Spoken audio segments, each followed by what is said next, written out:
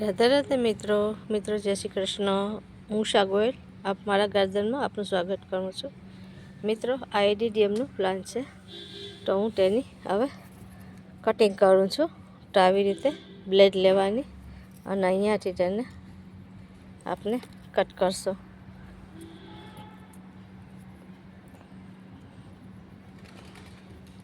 આવી રીતે કટિંગ કરી અને પછી આપણે તેને હળદર લગાવી લેશું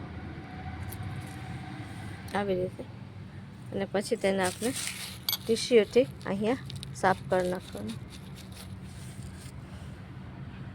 તો આપણે અહીંયા બધી તેની બ્રાન્ચ હતી તે આપણે કટિંગ કરી નાખી છે, અને અહીંયા તે કટિંગને આપણે જે કરી છે તેને આપણે 2-3 દિવસ સુકાવી અને પછી તેને આપણે લગાડશું। રાધે રાધે।